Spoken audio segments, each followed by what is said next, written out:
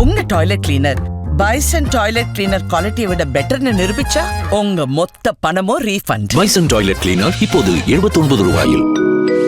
அறம் நாடு பார்வையாளர்களுக்கு வணக்கம். இன்று நம்ம இணைந்திருக்கும் சிறப்பு விருந்தினர் அரசியல் விமர்சகர் ராஜகம்பீரன் அவர்கள். வணக்கம் சார். வணக்கம். சீமான் பெரியாரை குறித்து நாளுக்கு நாள் இன்னும் தரைக்குறைவாக பேசிட்டு போயிட்டே இருக்காரு சார். குறிப்பாக சொன்னால் அந்த பாரதியார் விழாவில் பெரியாரை பிராமண கடப்பாறை கொண்டு திராவிடத்தை வீழ்த்துவோம் அப்படின்லாம் பேசினார். அதுக்கப்புறமா மறுபடியும் ஒரு மேடை பிரத்யேகமாக பெரியாரை எதிர்த்து பேசுவதற்காகவே ஒரு மேடை போட்டு அதில் குறிப்பாக இஸ்லாமிய அடையாளம் கொண்டு தான் அந்த பெண்மணிலாம் பேசினாங்க. அது இன்னும் வைரலாக போயிட்டுருக்கு.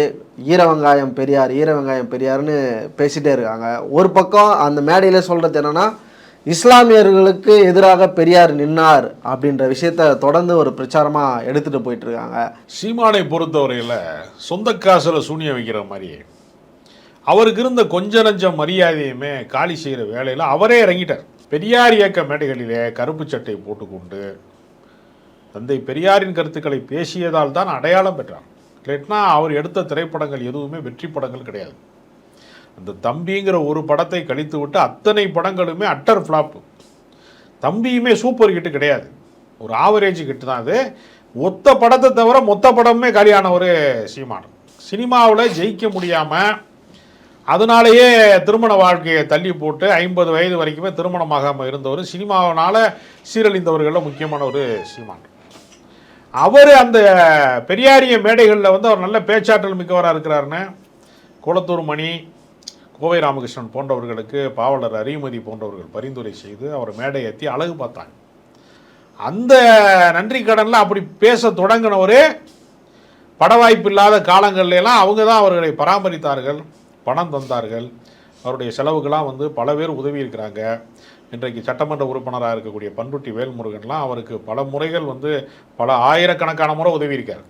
இப்படி பலருடைய நிழலில் வளர்ந்த சீமான் கடைசியில் கூலிக்காக கூலிப்படை தலைவர்கள்லாம் திடீர்னு யாரையாவது போடணும்னு சொன்னால் போடுவாங்க. இல்லை, அப்படி தான் ஒரு கூலிப்படை தலைவனாக மாறி ஏறத்தாழ அவர் பெரியார் இயக்க மேடைகளில் தான் அவர் அந்த தமிழ் தேசிய அரசியல் பற்றிய உரையாடல்களை அல்லது ஈழ அரசியல் பற்றிய உரையாடல்களை அவர் அங்கிருந்து தான் கற்றுக்கொள்கிறார். அவருக்கு படிப்பு வாசனையே கிடையாது. மற்றவர் பேசுவதை உள்வாங்கி கொண்டு கொஞ்சம் சினிமா டைலாக் மாதிரி, பஞ்சு டைலாக் மாதிரி கொஞ்சம் எதுகை முனையாக திருப்பி அடிக்கக்கூடிய ஒரு பேச்சாற்றல் தான் அவர் சீமானுடைய ஒரே ஒரு முதலீடு. அதனால் சினிமாவில் தோற்று போனப்போ மேடைகளை கைப்பற்றி கொள்ள வேண்டும்னு அவர் நினச்சது தப்பு கிடையாது. ஆனால் அவர் எதையெல்லாம் பேசினாரோ அதுக்கு நேர் எதிராக பேசுறது இருக்கல, அவர் பேசிய கருத்துக்களை அவரே மறுப்பது இருக்கல. அப்போ தெரியல, இப்போ தெரியுது அப்படின்றார் சார். அது அப்பட்டமான பொய். அது ஏன்னா அவரோட நான் மிக நீண்ட காலமாக நான் பழகியவன். அவர் பாஞ்சாலங்குறிச்சி படம் வந்த காலகட்டத்தில் 99 காலகட்டங்களையே நான் நெருங்கி பழகக்கூடிய வாய்ப்பு பெற்றவன். நான் உடைய கதை விவாதங்கள்லாம் நான் பங்கு பெற்றவன். அவருக்கு எல்லாமே தெரியும். தெரியலைன்னா நம்ம சொல்ல முடியாது. எல்லாமே தெரிந்து கொண்டு ஆர்எஸ்எஸ்காரங்க நமக்கு கூடுதலாக பணம் கொடுக்குறாங்க, நம்ம ஒரு சாதாரண பேச்சாளர், வாடகை பேச்சாளர் போனோம்னா 1000-5000க்கு ஒரு டிக்கெட்டை போட்டு கொடுக்குற இடத்துல இருந்த நம்மளை கோடிகளில் புழங்க வச்சுட்டாங்க அப்படிங்கிறதுக்காக அவர் தன்னை நிறமாற்றி கொண்டாரே தவிர அவர் ஒரு நாளும் அந்த மாதிரிலாம் பெரியாரை பற்றிலாம் தெரியாமல் இருந்து திடீர்னு தெரிஞ்சுக்கிட்டேன்னு சொல்கிறதுனா அப்பட்டமான போய். ஏன்னா ஒரு நாள் 2 நாள் கிடையாது, 15 ஆண்டுகளுக்கு மேலாக பெரியாரினுடைய புகழை பாடி இருக்கிறார், பெரியார் கருத்துக்களை பேசியிருக்கிறார். 15 வருஷமாக நான் முட்டாள ஒருத்தன் இருக்க முடியுமா? யோசிச்சு பாருங்கள். ஒருத்தன் விவரம் தெரியாமல் 1 வருஷம் 2 வருஷம் இருக்கலாம், 15 வருஷமாக முட்டாளாக இருப்பான் ஒருத்தன். அதெல்லாம் அப்பட்டமான ஏமாத்து வேலை. அது நினச்சதெல்லாம் மாற்றி மாற்றி பேசுறது. முதல் நாள் பெரியார் எங்கள் இனத்தில் பிறக்கவில்லை, அதனால் எங்களுக்கு வழிகாட்டிம்பார். அப்புறம் அடுத்த நாள் இன துரோகிம்பார். மாற்றி மாற்றி பேசு. யார் பணம் கொடுத்தாலும் அதுக்கு தக்கன, அதாவது மெட்டுக்கு பாட்டு எழுதுறதுங்க எல்லாரும் மெட்டு கொடுத்துட்டாங்கன்னா அந்த பாட்டு வந்துடும். அதனால் சீமான் ஒரு கூலிப்படை தலைவன். பாஜகவுக்கு ஒரு வேலூர் இப்ராஹிம் கிடைக்கும் போது இஸ்லாமிய அடையாளத்தோடு கூடிய விதிவிலக்கான சில பேரை அவர் கொண்டு காட்ட முடியாதா? அது நீங்கள் பார்த்தீங்கன்னா வேலூர் பக்கம் இருக்கக்கூடிய உருது பேசுகிற முஸ்லீம் இருக்காங்கல்ல, நீங்கள் தமிழ் முஸ்லீம்களுக்கும் உருது முஸ்லீம்களுக்கும் ஒரு முக்கியமான வேறுபாடு இருக்குது. அது வெறும் மொழி வேறுபாடு கிடையாது. தமிழ் முஸ்லீம்ங்கிறவன் இங்கே ஏற்கனவே இருந்தவன், சாமி கும்பிட்டுக்கிட்டு இருந்தவன், அவனை கோயிலுக்குள்ளே விட மாட்டேங்கிறாங்க, நமக்கு மரியாதை கொடுக்க மாட்டேங்கிறாங்க, நம்மளை மனிதனாக நடத்த மாட்டேங்கிறாங்கிற கோபத்தில் கடவுளை மாற்றி கொண்டோம். மண்ணின் மைந்தன் என்னை வந்து சாதி ரீதியாக புறக்கணிக்கிறாங்க, சாதி ரீதியாக என்னை வந்து அவமதிக்கிறாங்கன்னு சொல்கிறவன், நான் எனக்கு இந்த வேணாம், இந்த உன் ஜாதியும் வேணாம், உன் ஜாமியும் வேணாம்னு சொல்லிட்டு சாமியை மாற்றிக்கொள்வதன் மூலமாக சாதியிலிருந்து விடுதலையானவர்கள் தான் மண்ணின் மைந்தர்களாக இருக்கக்கூடிய இஸ்லாமியர்கள். தென் மாவட்டங்கள் எல்லாம் என்ன சொல்லுவாங்கன்னா, இஸ்லாமியர்கள்னு சொல்ல மாட்டான், இஸ்லாம் ஆனவர்கள் அப்படிமா. இஸ்லாம் ஆனவர்கள்னா அவர்கள் ஏற்கனவே இந்துக்களாக இருந்தவங்க.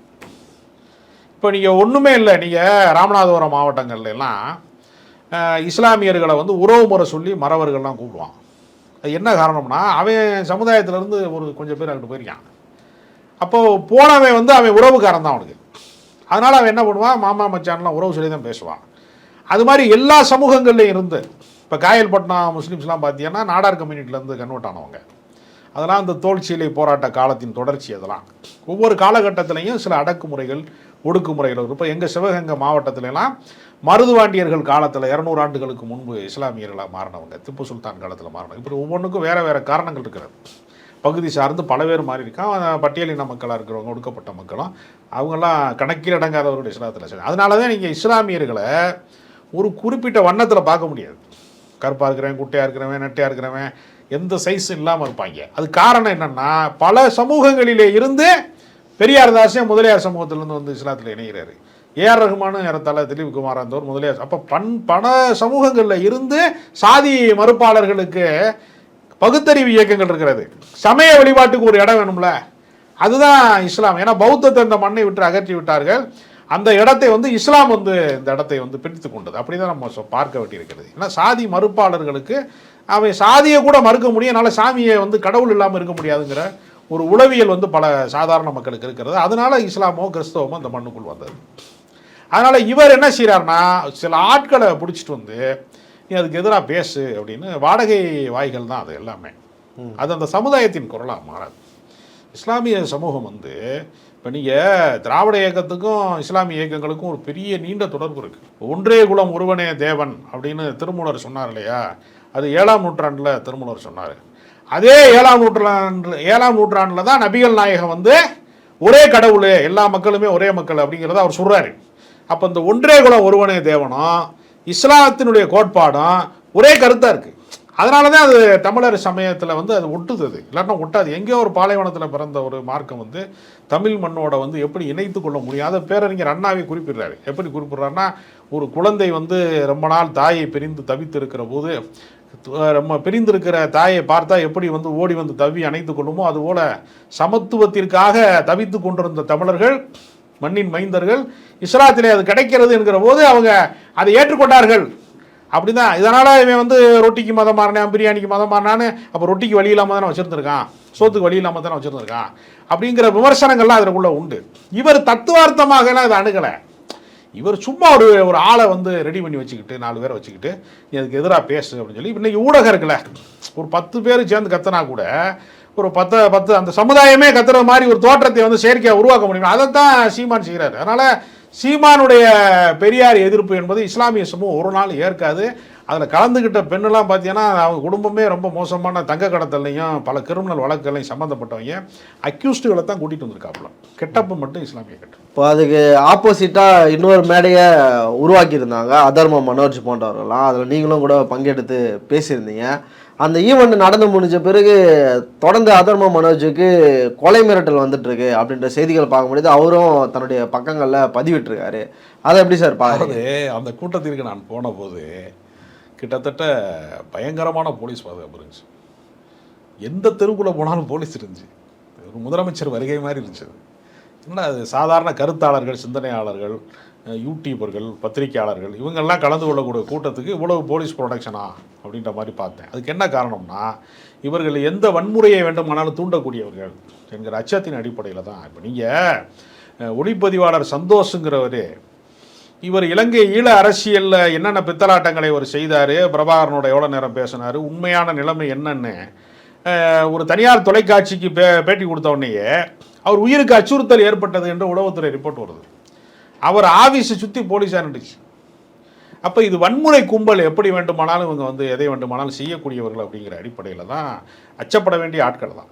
ஏன்னா இவங்களுக்கு எந்த நிரந்தர கோட்பாடும் கிடையாது. தமிழ்நாட்டில் வந்து திமுகவை திராவிடத்தை ஒழிப்போம்னு சொல்கிறதுக்கு ஒரு நியாயமான காரணம் வேணும்ல. இப்போ திராவிட அரசியலே இரண்டாக பார்க்கணும். கொள்கை ரீதியாக அவங்க வந்து சமத்துவத்திற்காக, சமூக நீதிக்காக, பகுத்தறிவு கோட்பாட்டுக்காக உழைத்தவர்கள் அப்படிங்கிறது ஒரு பகுதி. அந்த தத்துவத்தை எடுத்துக்கொண்டு வந்து அரசியல் இயக்கமாக மாற்றி அதிகாரத்தை சுவைத்தவர்கள் அல்லது அதிகாரத்தை அடைந்தவர்கள் அப்படிங்கிறது வேற. அதிகாரத்திற்கு வந்ததற்கு பின்னால திராவிட இயக்கம் செய்த தவறுகளை எதிர்ப்பது என்பது வேறு. திராவிட இயக்க கருத்தியலையே நான் ஏற்க மாட்டேன் அப்படின்னு சொல்றது வேற. அப்போ அதுக்கு மாற்றா என்ன முன்வைக்கணும்? ஒரு சீமான் என்ன செய்யணும்? நான் திராவிடத்தை ஏற்காம அதுக்கு மாற்றா தமிழ் தேசியத்தை முன்வைக்கிறேன்னு சொன்னால் பரவாயில்ல. நீ பிராமண கடப்பாறை எடுத்துட்டு வந்து நான் வந்து திராவிட கோட்டையை உடைப்பேன்னா அப்போ நீ யாரோட அடியாள்னா? நீனே சொல்ற அடியாள்னு. நான் கடப்பாறை தூக்கிட்டு வந்து இதை இடிக்க போறேன் அப்படின்னா அவன் பாபர் மசூதியை இடிக்கிறதுக்கு ஒரு கடப்பாறை கொடுக்குறான். நீ வந்து என்ன கொடுக்குற? நீ வந்து திராவிட கோட்டையை உடைக்கிறதுக்கு ஒரு கடப்பாறை கொடுக்குற. அது யாருக்கு வேலை செய்யறங்கிறத அவரே சொல்றாரு. ஆர்எஸ்எஸ்ஸினுடைய ஒரு அமைப்பு தான் விஜில் அமைப்பு. அங்கே போய் பேசுகிற, அங்கே போய் நீ தமிழ் தேசியமே பேசலையே. பெருஞ்சித்தனாரில் இருந்து மிகப்பெரிய தமிழ் அறிஞர்கள் பல பேர் வந்து பெரியாரை ஏற்றுக்கொண்டவர்கள் எல்லாருமே, இதற்கு முன்பு இருந்த தமிழ் தேசிய முன்னோடிகள் எல்லாருமே பெரியாரை ஏற்றுக்கொண்டவர்கள். ஏன்னா பெரியார் வந்து குறிப்பிட்ட மதத்துக்கோ குறிப்பிட்ட ஜாதிக்கோ குறிப்பிட்ட மொழிக்கோ சொந்தக்காரர் கிடையாது. பகுத்தறிவு என்பது அறிவுடையவன் அத்தனை பேருக்குமே சொந்தம். பகுத்தறிவு வரக்கூடாதுன்னு யார் நினைப்பா? அந்த கூட்டத்துக்கு வேலை செய்கிறது தான் அப்படிங்கிறதானே. அதனால் மனோஜுக்கு கொலை மிரட்டல் விடுவதன் மூலமாக சீமான் ஒரு ஆகச்சிறந்த கோழை, இதை எதிர்கொள்ள முடியாத ஒரு கோழை என்பதை அம்பலப்பட்டார். மறுபடியும் அரங்கத்திற்கு வந்து பல்வேறு தலைப்பு ரொம்ப நன்றி சார்.